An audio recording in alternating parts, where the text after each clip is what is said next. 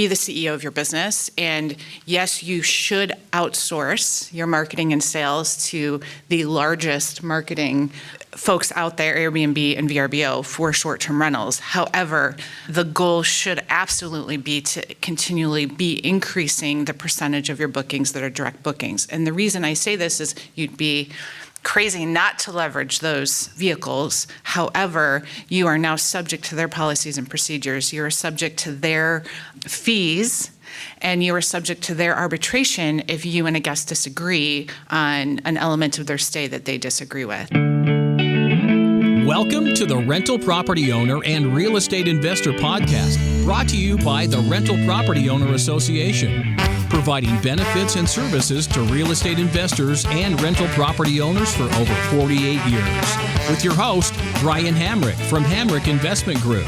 This episode is sponsored by Green Property Management, managing everything from single-family homes to apartment complexes in the West Michigan area. Find out more at greenpropertymgt.com. And RCB and Associates, helping real estate investors and small business owners navigate the complex world of health insurance and Medicare benefits at rcbassociatesllc.com. Hello and welcome to episode 385. So what's new in short-term rentals? According to AirDNA, bookings are up, but so are the number of rentals available. And more competition means less profit to go around. Investors who rushed in without a plan are now second-guessing their decisions, but there are strategies, both new and old, that are working and being employed by savvy investors. What are those successful strategies in the short-term rental space? We've gathered 3 successful investors here today to help us find out. I'm going to start with Al.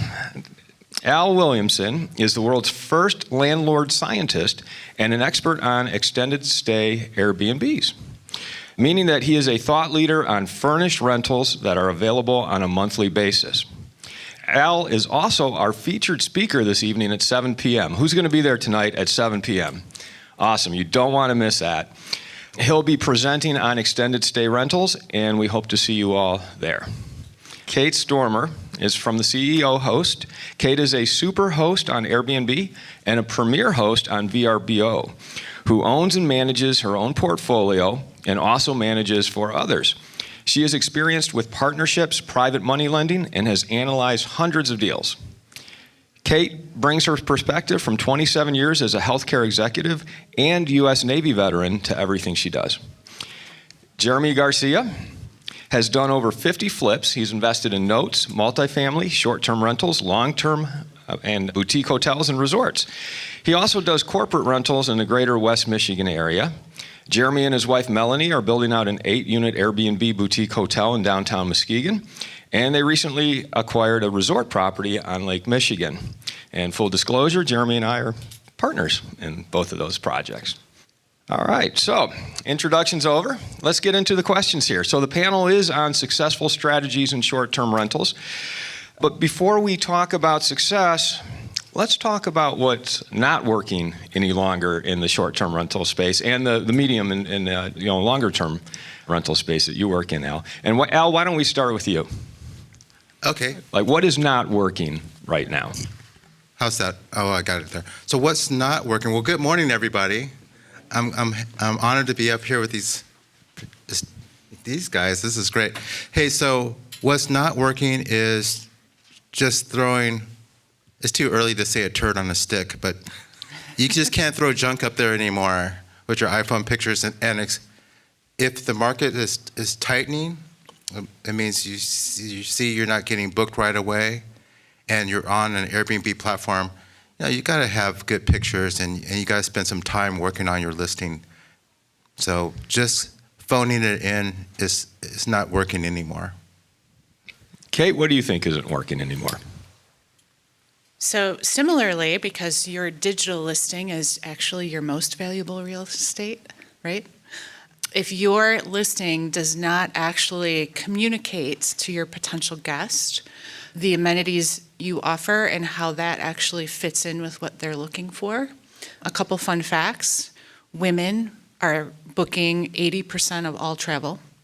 The number one thing that women look for when they book this is stats, hospitality stats, is how the accommodation works for their traveling group. So if your listing does not convey that, hey, my teenagers aren't going to be fighting because they each have, a really cool room, or my husband's going to be happy because there's a pool table, or if your listing doesn't convey to them what the layout is and how that's going to work for that group, they're going to pass right along. So I think that is a critical fact in terms of people have lots of options right now because there's lots of supply. So your listing has to nail it, and you've got to nail it within about 7 seconds. Jeremy, what do you think isn't working? I think it's the level of professionalism. People, they've all hit on it already. If you have poor quality pictures, if you're not doing your marketing correctly, that lack of professionalism is going to make that listing stand out for all the wrong reasons. Unique amenities, themes, all sorts of things like that can make your listing stand out, but it's really all back to professionalism. Yeah, so the kind of the theme of your three answers is that professionalism and treating short-term rentals or medium-term rentals as a business as opposed to just a one-off that you might do for the fun of it or for the hell of it to try to make some extra money.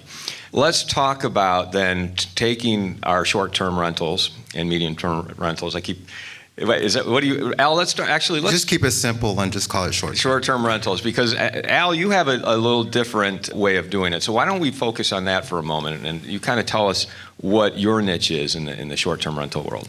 So my niche is to go just one day, focus on going one day longer than whatever the rules define a short-term rental as, so that you sidestep all the requirements, the permitting, the limitations, the taxations and extra insurance requirements, and also the vacation rental market.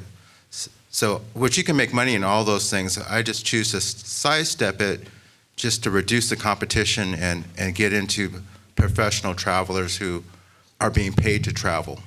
So that's it. We call it extended stay rentals. It's also known as midterm rentals. And it's a different type of person, and they're looking for a different type of, they're looking to make money while traveling. So they have that mindset going into it. So that's my jam right there. Great, and I know you'll be sharing some tips with us this morning, but then also this evening, those of you who just came in, Al will be speaking at 7 p.m. tonight, so make sure you're all in the room for that. Kate, tell us what your niche is. Like, how are you successfully navigating the short-term world? I am actually predominantly a coach and consultant for short-term rentalists, so I work with folks across the country, either who are looking to get into short-term rentals or whom are already in short-term rentals, but they're really looking to optimize. Maybe they're struggling, maybe they want to pivot to self-management and they don't really know how to set that up. So I think one of the benefits of being in my seat in that regard is that I'm really seeing every day, for hours every day, like what's going on across the country. And it's really letting me stay on top of how to really make sure to manage my personal portfolio in a way that keeps me in sort of the top 20% in my markets. And so some of those strategies really are making sure you're working with a professional photographer, making sure I'm just staying connected in with what the industry best practices are, which is, the stats that I shared with you and many others. And then really getting savvy around direct booking. So the wave of direct booking and the associated work of learning how to market and get to people off platform, that's a whole different skill set, right? So you either have to outsource that or you've got to learn it. So that's a lot of the direction that I see us going as an industry. That is what I'm hearing a lot at the various conferences and things that I'm attending and putting into practice. And Jeremy, same question to you. Like, where do you see your niche in the short-term rental space? Particularly in our market, we try to have very unique experiences. We try to make it stand out from everybody else. So right now, in the next month, we rehabbed a fire station. That'll be going live next month. So it's firehouse themed. We have a Star Wars house, has an in-home theater, has a game room, has a custom fire pit. That's all Star Wars themed. We have another place that we're working on right now, and we're actually putting in a rock climbing room. So we're adding amenities and experiences that nobody else has. And so while everyone else is doing a race to the bottom and cutting their prices, we can keep our prices stabilized and even increase them. Oh, that's smart. Yeah, great answer. I want to dig into something that Kate just said about direct bookings. You know, a lot of people think, hey, if we just throw it up on Airbnb and VRBO, that's our marketing machine. That's the way to go. I'd love to get each of your opinions on direct bookings or versus Airbnb, VRBO. Al, let's start with you. Your thoughts on those topics. My biggest problem is trying to figure out how to say this shortly. Right. I have a lot of thoughts on direct bookings. I really feel strongly about not being Airbnb's asset. I feel really, really strongly about that. So let me just give you guys some tips on that. So I believe you got to be found by Google. And then pretty soon you're going to be needed to find by whatever AI bot is going to be chasing you so that you can be findable. The whole thing is about being findable. You list on VRBO, you list on Airbnb, so you can be findable. But you need to be findable on Google. That's the number one spot. So to be findable on Google so that you can get direct bookings and so that you don't have to pay commissions, and also your traveler doesn't have to pay commissions, and that means that you can charge more and they can pay less, and there's this gravity pull towards you. You guys all follow what I'm saying? So that's what people are looking for. So to get more direct bookings on Google measures your backlinks. That's their number one part of their algorithm, is seeing who's referring, if there's an authority site referencing your website. Okay? I'm looking at your eyes to see if you guys had nods or anything. So you want to get your reviews on other places besides Airbnb and VRBO. You want to specifically, since you guys are here early, get them on Yelp. Get reviews on Yelp, pointing back to your website. Get reviews on your Facebook business page, pointing back to your website. Get reviews on Google, number one. Get reviews on Google. So it means you need to have a Google listing. So you want to balance all those out, and your competitors are not lifting a finger. So you will find yourself, like we are on Google's first page twice, because there's no one even challenging us this way. So get third-party reviews. Reviews on your own website don't count, but you need third-party authority backlinks. I hope I'm not talking in computerese to your website so that Google can say that you're credible, and then they list you as so. Kate, your thoughts on that? So when I work with folks, my business is the CEO host. It's really be the CEO of your business. And yes, you should outsource your marketing and sales to the largest marketing folks out there, Airbnb and VRBO, for short-term rentals. However, the goal should absolutely be to continually be increasing the percentage of your bookings that are direct bookings. And the reason I say this is you'd be crazy not to leverage those vehicles. However, you are now subject to their policies and procedures. You are subject to their fees, and you are subject to their arbitration if you and a guest disagree on an element of their stay that they disagree with. So in all elements of your business, you need to wear your CEO hat, and you need to say, okay, I am not an Airbnb. I am a business owner of a short-term rental, and I am choosing to outsource part of my business to these vendors, but I myself have a goal of over a number of years to get to a point where you're mostly direct booking. And the only way to do that is exactly what Al was talking about, is you've got to either outsource or learn, if you don't already, how to leverage SEO, how to get your property out there. You've got to show up in places where your potential guests are. You have to know who your potential guest is in order to market to them. So this is a huge difference for the landlords out there, where you can list your long-term rental on Zillow, and there's plenty of demand for that. This is about marketing. This is a hospitality business, and it is recognized as such even at the level of the IRS, because the tax benefits are different. Jeremy, Airbnb, VRBO versus direct bookings, and your thoughts on that? We're very much pushing to reduce our bookings from VRBO and Airbnb. If you've ever had to do a claim process, they're not really on your side. I mean, they are definitely consumer driven. So for us, for our own growth, our own protection, we want to be able to have people book directly. Most of our direct bookings currently are actually people who stayed with us in the past. And so in all our units, we have direct booking links so that way they can stay with us next time. And they also give us our contact information so we can market to them directly and keep rebooking them over time. And then we can give them, during low periods, we can give them discounts to get them back in, and we already know they're good guests. Kate, since you consult all over the country, you probably run into similar patterns of people who are not optimal in the way they're conducting their business. Yes. What are some of those patterns that you often see that bring them to you as a consultant?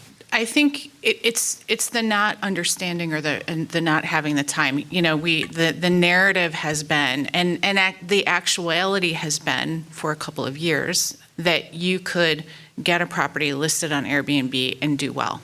And so there's no impetus to learn or deepen knowledge of the business. So again, putting your CEO hat on, it's just a revenue stream, right? The reality is, so I just did a study, and I think the Short-Term Rental Association pushed it out actually on West Michigan. In some markets, supply has tripled for in terms of the number of short-term rentals. So we are dealing with a situation where there are pockets where, you know, there is more supply than demand. So what does that mean? That means now you've got to get savvy, right? But at the same time, because folks aren't necessarily plugged into the industry, so I had a phone call with a gal maybe a month ago, and she's been sticking in my brain because she's 2 long-term rentals, 1 short-term rental, a full-time job, 3 kids under the age of 5. And she said to me, Kate, if I get a booking on VRBO, I run over to my listing in Airbnb and I block the calendar. And I was like, there's tools that'll do that for you. We need to work together. And her property isn't profitable enough for her to even consider working with somebody to manage that, even though she's got 3 kids and a full-time job and all these other things. So she can't even see the forest for the trees. And I hear that narrative really frequently. Folks who are working with property management and have a sense that maybe their property isn't doing as well as could be expected, which if you did your analysis in 2021, that very well may be the case, but not understanding even enough to say to the property manager, okay, are you doing these things because I'm knowledgeable in my industry, in the industry enough to be able to know what questions to ask my property manager to even evaluate if they know how to do their job well? Because as with anything, there are people who don't know how to do their job well. There are property managers who are head down, who are also not plugged into the industry and who are not paying attention. And they're not looking at the data other than their own and going, shit, where's the money? Where are the people? Why am I not bringing in the revenue I was bringing in 2 years ago? And how do I explain this to my people? Because they don't even know SEO. They don't even, you know, they're like, we're just on Facebook. So I think that's a really important and the folks who are in this room obviously are leaning into this space, and so this isn't your story, but there are certainly people out there, and the reality is you've got to lean into the industry at this point. I'd like to take a moment to tell you about Green Property Management. Not only do they manage everything from single-family homes to apartment complexes in the West Michigan area, they also manage my entire portfolio. So I can tell you from personal experience that their unique flat fee management style is worth a closer look. If you feel that your property isn't operating to its fullest potential, then Green Property Management can help you take a holistic approach that will save you money, eliminate your headaches, and increase your net income. And if you're a property manager interested in applying Green Property Management's model, give them a call at 1-866-95-GREEN or visit them on the web at greenpropertymgt.com.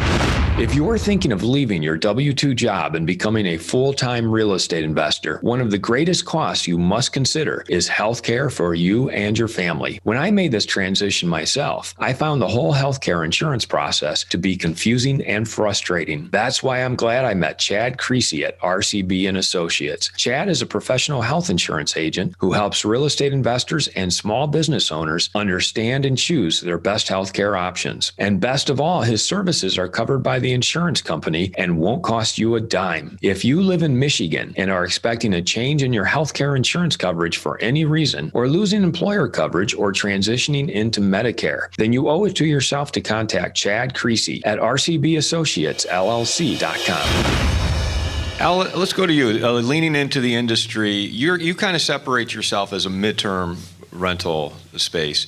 What kind of competition do you have there, or are you sidestepping the competition altogether?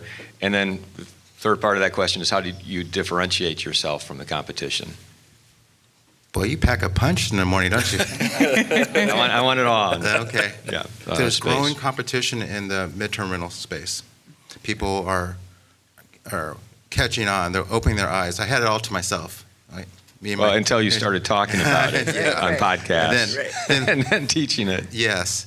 And then, so it's growing because, especially as regulations come on and choke the life out of the short-term rental industry, people are switching over to midterm rental. And even in there's lots of things you can do to differentiate yourself. I'm from California, and we have a lot of electric cars, so I bought a $200 cord for charging and plugged it into my panel. I'm an engineer, but it doesn't cost much to do that. And that squashes 400 homes that you could see for the same period of time down to 3 options. If you click that box for electric vehicle, you see me and 2 others. So finding amenities that other people don't have, that people want, who are looking for longer term stays. Definitely, washer and dryers, of course, shrinks your competition down for longer term stays, and covered parking, things like that. So there are things you can do even in a crowded space. If there's something called Price's Law, if the nerd out, there's incompetency grows rapidly, but there's just a few people are getting 50% of the results. And you guys know that from your jobs that you're working. Half the work's being done by just a few people. And the same thing transfers to any market. It's not going to be saturated. If you want to be competent and put your time into it, you're always going to stand out. So there's always room for those people who really want to sharpen their saw and press in. So don't worry about that. What was that term you just used? That nerd out term? Yeah, it was a nerd out term. Wait, Yeah. so say that again? I didn't catch it. The Price's Law part? Or which part? Yeah. So, no, that's just The Price's Law goes, so if there's 100 people, you take the square root of the group. So let's say there's 100 people here, the square root of that is 10, then 10 people would be getting 50% of the results.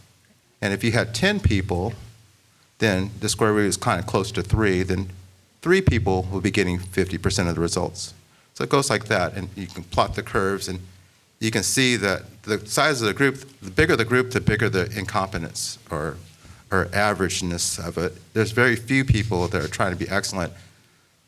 So I'm saying that to encourage you guys to, work with a consultant, find a mentor. You'll be all right. It strikes, you just said something else that I think is very important. It's like looking at all the boxes that people check when they're looking for a place to stay, and then figuring out how many of those can you actually fulfill. Like just buying a $200 cord that now makes you an EV charging place. That's a great suggestion. And Jeremy, going over to you, you talked about the amenities that you're adding. What are you looking at every property that you have as a short-term rental or mid-term rental and really just figuring out how you can check every box? How do you approach that when you look at a property and what boxes you might be able to check? We're definitely trying to hit as many boxes as possible. It's the only way to appeal to as large as an audience as you can. As soon as you start getting eliminated from there, you're automatically out. So the more boxes you can cover, the more likelihood you're going to get booked. And people are getting pickier and pickier. The expectation's getting higher and higher. So you have to be able to cover more amenities. Our market just had a report released that revenue in the Muskegon market is down 17% year over year, because we're one of those markets where we have seen in the past year 100% increase in competition or new rentals coming on in 1 year. So everyone thinks they can do it, and then they're having this harsh reality. We haven't ran into the same challenges as other people have. Not to say that there's not challenges out there, but we're not seeing the same problems that those people are. They are literally cutting their prices, racing to the bottom, renting their places out for $65 a night in areas that they should be renting them out for $150 a night.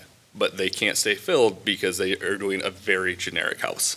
They're just buying a house that looks nice, furnishing it, throwing it up. There's nothing special about it. And a follow-up question, let's talk about your Star Wars house. Like, just how much have you packed into that, and what are you seeing direct results from all the amenities you put into the Star Wars house, and can you quantify that? That house costs a lot more to furnish than other houses. That costs about $30,000 to furnish. We have theater seats. It's the highest grossing property in the area that's not on lakefront. So that does say that a theme does work. We've had other themed houses as well that outperform the market. So that house in particular, I mean, we get people from 20 minutes away that are booking it still. You know, we live in Muskegon. We got people from Grand Haven coming up to stay the weekend. That's a 15-minute trip, but they're coming up there because, hey, we want to have our kids got their birthday. We want to rent it out for the weekend because it stands out from everybody else. Not to mention you have a screening room. Yeah, that helps too. And of course, we have Disney Plus because that's going to be a necessity for Star Wars house. And then you got to watch the new Picard. The Star Trek house is coming next. And you know, just making something different like that. Having a game room. We had Graphics House, which is a company that does billboards, all sorts of things. They did murals from the movie scenes throughout the house. So you know, it's just something that stands out from everything else. But what we tried to do in there is not go too heavy. So there's only certain rooms that are like that. The kids' room with bunk beds, that's got some Star Wars aspects. The game room, Star Wars. Of course, the movie room, you know, that definitely has Star Wars.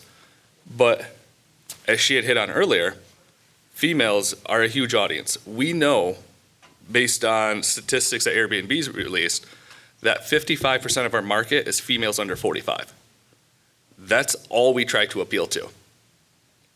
That is a huge demographic. And when you go up to 80% are women, you know, all our houses are designed for women. And that's why my wife designs them all. Why don't we open for questions? And this is being recorded for the podcast, so if you have a question, I'll bring the microphone over to you. Who wants to go first? My question's for Al in the midterm rentals. What's your marketing strategy? How do you reach those folks that want midterm rentals? Right here, I'm formulating a whole day's conversation. Let's see. There's a lot of traffic that comes in from Google. Like if you got on your smartphone and you went to Google and you searched corporate housing Sacramento, and you flip through the ads and then you see us. So we get qualified and non-qualified. So that's our biggest inbound right there. And then we see a lot of traffic from furnished finders, which is increasing their popularity of from just all walks of life now, including healthcare professionals. So you'll need a presence on Furnished Finder. Airbnb is a big draw. The thing you need to know when you're using Airbnb for midterm rentals is what's new, especially kicking in since November, is their AI, their artificial intelligence, is looking at your listing and formulating an opinion on your listing. And if it thinks your listing is just, it may not show it. And so you won't be in the game at all. So you'll just have vacancies going from there. We have a pretty strong referral program. We put a little money behind the people that stay, especially if they stay and they give us a referral. This works really well for travel nurses. We tell them, hey, if you tell people about us and they book, we'll give you $100, $200 if they book. Then now those travel nurses who are around a bunch of other travel nurses start talking about us, and we get a lot of direct that way too. Same thing with our Facebook groups, and same thing with our past. We collect emails from our past people who stay with us. That's really important. Happy Valentine's Day. Book directly with us. If you know anybody, we'll give you $100 if they book with us. So, and our cost of a vacancy is about $70 to $80 of potential lost income anyway, right? So we're just paying a day of vacancy towards a little bit of people who, to give us word of mouth, to give us direct bookings, to keep us filled. So we're not overly reliant on VRBO and Airbnb. We definitely want our own traffic. So I have a question about your themed short-term rentals. So I have one as well. Do you, in your photos, show all of the little details about the theme, or do you just do a couple photos and mention that in the text and then let them be surprised at what's there? It's kind of a combination because, I mean, like in the kitchen, we have some Star Wars spatulas and stuff, and we've actually had people comment about that on the reviews. So we don't go through and really hammer on that sort of thing. We really do overall big picture things. So, you know, in the game room, making sure the murals and stuff all show well. But we have little drops of it all over, but we don't blast it in there. We're generally posting about 50 to 60 pictures per listing. Can I expand on that? So the science shows that it's like 70% of our enjoyment of our vacation is actually in the daydreaming leading up to our vacation. That's what the science shows. Interesting. So our job in our listing is to convey all those little details that folks just back here are sort of thinking about and looking forward to. And that, as we all know, once we get to our vacation, we walk in, yeah, it's a big wow, but now we're in real life again. Right, so it's really those quiet moments, you know, when you go to sit down at your desk at your job and you're like, oh, only 2 weeks till my so the job of those photos is to give just enough to tantalize and feed that desire and that anticipation, because that's going to color their experience and how they view your place once they arrive. Okay, that's a great answer. I have a loft where it's a game room, but it's pretty generic, so I don't even put photos on there, but I mention that there's a loft space for kids and that there's games and reading and things like that, but I haven't taken a picture of it.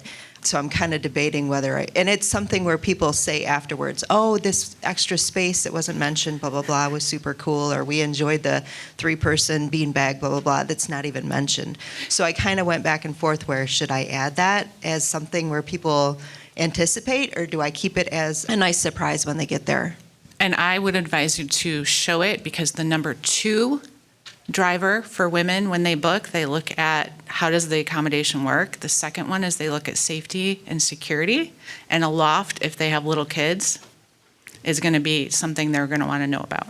Well, it's not, you walk up to the loft and then Right. the bedrooms are off of it, so it's okay. it's a common Yeah, area. yeah. I just call it the loft, so yeah, thanks. I would definitely put a picture of the game room. Okay. I feel like you're missing a huge audience right there. I'm getting ready to come down and choke her. You're not selling cute in a game room, you're selling an amenity that people are excited that they have somewhere to entertain children at. Maybe hire some children for the day to do a photo shoot. I would just like to put a point right there that you're blocking yourself because of what your opinion, and people are clearly telling you in the reviews what's what. And in fact, that those mentions in the review has a big impact on the Airbnb SEO itself. They're trying to match whatever's mentioned in those reviews with the people coming in, showing your property. So I would double down on that. I mean, think about how many times you have to talk to guests that don't read anything. There's going to be so many people that are missing your booking because they're not reading those reviews or listings to see that game room. I mean, I can't tell you how many times we got to tell people, yes, you have to turn the knob to go in. You can't just push the buttons for the key code. You have to turn the knob afterwards. It's written in the instructions, but 1 in 20 guests will call you and say, I can't get in. Did you turn the knob after you put the code in? Well, no. Okay. So, but I mean, those are the exact same guests that aren't going to be sitting there reading through your listing to see that you have a game room.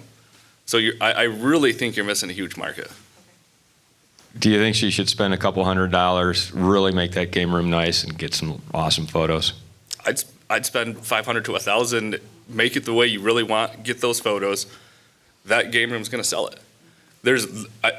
I'm 99% sure there's a box for a game room for amenities. There is. So I mean, it's not going to hurt your chances on getting people. Yeah, money on the table. I'm going to take more questions, but Kate, I want to ask you about professional photography, because there's a difference between just shooting pictures of a room and then shooting photography for short-term rentals. And can you highlight what those differences are? This again goes to speak to, you really want to tug on the anticipation and the emotion of the experience, because people are not looking to get a house. They're looking to have an experience. That may not be quite as true in the midterm space, although they are looking for an experience of covered parking and things like that. But it's a very different market. And often what happens is, number one, we're using real estate photographers. And so your money shot, that first picture, needs to speak to the experience that your market is looking for. And so it often is not the big, beautiful, grandiose home. It is maybe the overhead that it's right on the water, or maybe it's the game room or the hot, whatever that experience is. And the reality is those need to be staged. You need little vignettes that really, okay, this is the experience. I can picture myself in that chair with my feet up. I can see my kids playing, that arcade game. Okay, we're going to talk about this. So in the top 3 reasons why men, what they look for when they book, number 3 is a place to potentially get close with their partner. So you really want to highlight some of those little spaces, that beautiful master bedroom or that hot tub, where again, we don't, we're doing this in my house, we call it the bear brain.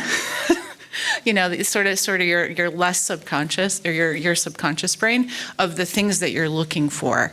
And so our job in that listing is to really hit those notes. And unfortunately, a lot of the photographers are not versed in this. So it's work with a stager, or you yourself do that. Don't just take a picture of the fire pit. Stage it. Have a fire, have a blanket thrown over a chair, have some s'mores stuff out. You don't really want people in the photos because they don't want to imagine somebody else there. They want to imagine themselves there.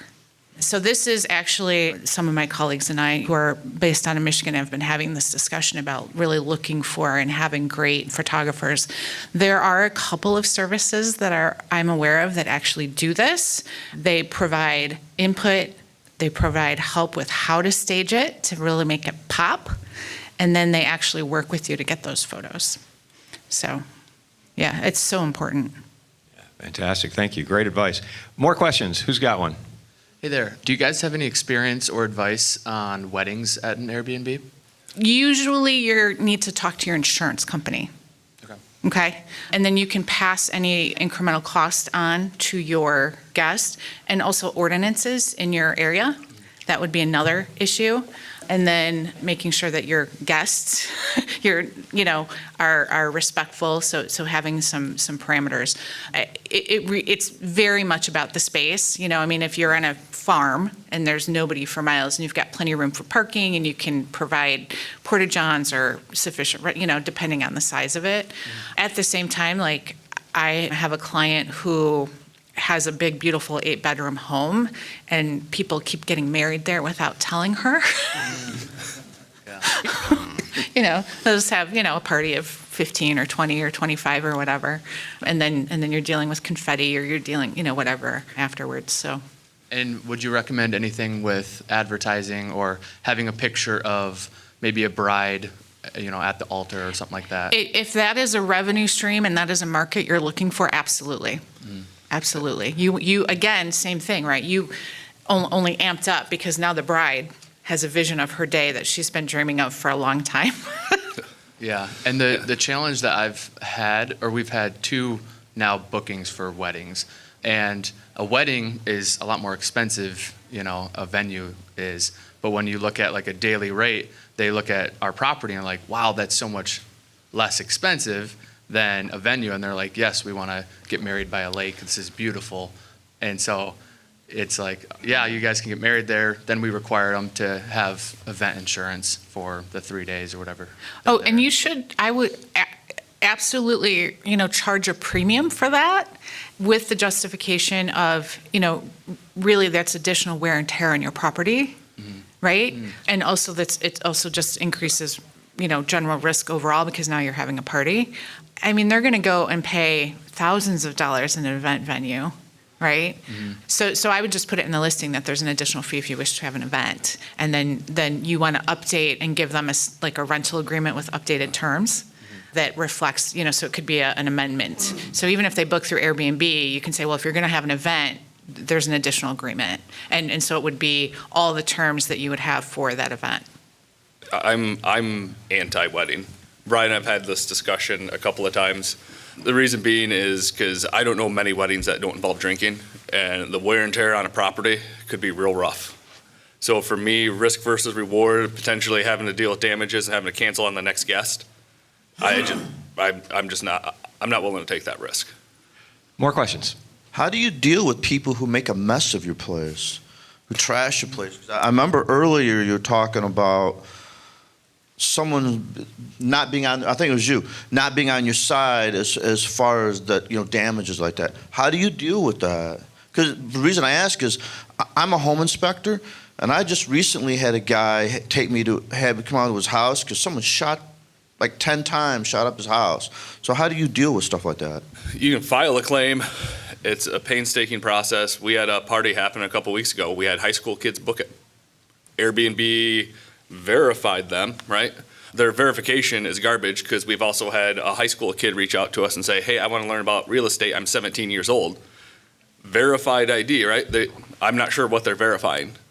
So their verification process is garbage. And so in this instance, we still haven't seen anything from Airbnb.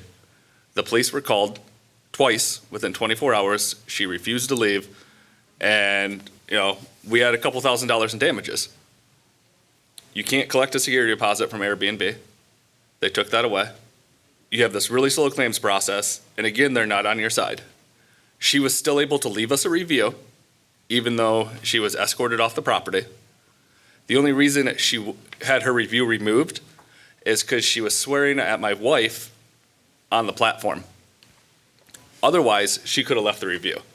And so that's why I'm not in favor of Airbnb. I'm in favor of direct bookings. Chances are you've already had that guest. Airbnb's there for the customer. They're not there for you. They're using you. You're their product. So that's something you have to keep in mind. You're their profit center. They don't care if you make money. So Jeremy, what do you really think about it? Yeah, what do you really think about it? Sorry, it's not a good process. It's very painful. We've had damages a couple of times. We had one guest stay for 3 months, and they never took the trash out. They just kept putting it down in the basement. So we were actually able to collect from them, but we've never seen anything from the party. So there are insurances now because of these negative experiences that hosts have had. Wavio.io is one that I use, and it's like $6 per booking. If you file a claim with them, they pay it. They don't even go through the... Yeah, say that again, please. Wavio.io is one. I believe Safely. They also, and I think Safely, and there's a couple others out there now, that will also do additional verifications, background checks, light background checks. And that is actually an excellent tool to navigate some of this. And they're just, because they're, you as their paying customer as being insured, they're much friendlier toward you than you would be through the platform. So that is how I like to deal with it, is by not dealing with it. Kate, spell out that Wavio. I think it's just wave.io. There's an I in there. WAVIO.io. Yeah. What are your thoughts about add-ons such as four-wheelers or snowmobiles for those rural areas? So this is an insurance issue, okay? Short-term rental insurance covers nothing with an engine that lets you go more than 10 miles per hour. Most short-term rental insurance doesn't cover electric bikes. Then if you have a plan to deal with what if they get stranded because the motor dies, what if, all of those things. If you've got a plan, I think it can be a really great way to up your profit. But otherwise, if I could just see it being a hassle. And the other side of that too, which is where I land on this, is to actually work with local rental companies if that thing exists, if you're in a more of a resort area where you can just point them at that and have an affiliate relationship with folks. But otherwise, just know that you need a plan to deal with that, to double check the condition of the whatever it is you're renting out after the guest has checked out, and make sure you're insured. Now, is there anything that would deter you that would come up in this background check from approving someone's, stay at one of your places? I have not yet, but I will tell you that I did have a friend who had a last-minute booking. This was in the South Haven market, and when she's a realtor, so she does her own background checks once they book, and the individual had like a recent assault and battery, and it was like 10 people booking, and she just felt really uncomfortable with it. And ultimately, now my husband would argue that's unfair and discriminatory. But other than bad reviews from other hosts, on those platforms, I say that with a caveat is I believe, it is my opinion, that where my properties are not party towns. So I don't feel the need to screen as much to that level. Like they're all outside of town a little bit. They're not in areas that are going to be prone to parties. They're not big enough. Well, one of them is, but I just don't see, and they're not at a price point typically where I see that as a big concern. So I don't spend a lot of time worrying about that. Some guests are cleaner than others. I've had the occasional dog snuck in that wasn't disclosed, and I'm pet friendly. I don't care. I just think that's dishonest not to disclose. We're going to wrap it up with one last question here. I don't know if this was already discussed, but to Jeremy's point about the screening for Airbnb, you have to go through like about 4 extra steps to not allow auto book, and I don't allow auto book at mine because basically if they have an ID and a credit card, they're approved by Airbnb. And so we don't allow the auto book, and they have to request the reservation. Then I have several conversations with them back and forth. Why are you coming? They're celebrating their grandmother's birthday or something like that. And so in the course of those, just a few texts, you kind of get a feeling for what their purpose is and why they're there. And then we approve them. And I have denied people because I knew just in the back of my mind it was going to be a big party. And so we don't allow any auto booking at all. And then to the photography thing, we also did a video of our property and proximity to the lake and proximity to downtown. And that's been a real helpful seller. I have one last question for each of you, a real quick question. Best software that you would recommend for handling your whatever it is, bookings, management. Jeremy, let's start with you. I think that depends on number of units you have. OwnerRes is great if you're smaller. We use ResNexus. It's cheaper for us to use a hotel software than it is to use OwnerRes at this point because they charge you by unit. So ResNexus allows you to use that software. It has built-in dynamic pricing, very similar to Beyond Pricing.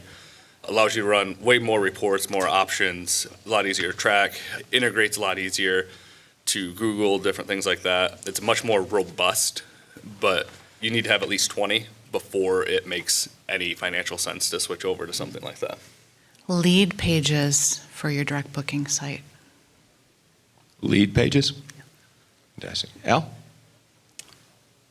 This is a terrible answer I got for you, but Zoho is a low-code way of programming, and if you guys remember how to draw flowcharts? Just draw a flowchart, go onto Fiverr, look for a Zoho developer, and give them your flowchart, and they'll send you back an app, and you can just work from there. So we have all of our stuff custom done. So and there's not, with midterm stays, when there's this turnover, maybe four, maybe 5 times a year, you don't need a spreadsheet will get you there for a long ways. All right, Fantastic, thanks. I want to thank all of you for being here this morning, and let's give a big round of applause to our panel who did such a fantastic job. Thanks, guys. I want to thank everybody for listening to this episode. I'm your host, Brian Hamrick from Hamrick Investment Group, and you can find out more about me by going to higinvestor.com. That's higinvestor.com. And you can also ask questions and join us on Facebook by going to RPOA, Rental Property Owner and Real Estate Investor Podcast. This episode was sponsored by Green Property Management, managing everything from single-family homes to apartment complexes in the West Michigan area. Find out more at greenpropertymgt.com. And RCB and Associates, helping real estate investors and small business owners navigate the complex world of health insurance and Medicare benefits at rcbassociatesllc.com. You've been listening to the Rental Property Owner and Real Estate Investor Podcast, brought to you by the Rental Property Owner Association. You can find out more at rpoaonline.org. If you enjoyed this podcast, please go to iTunes to subscribe, rate, and review.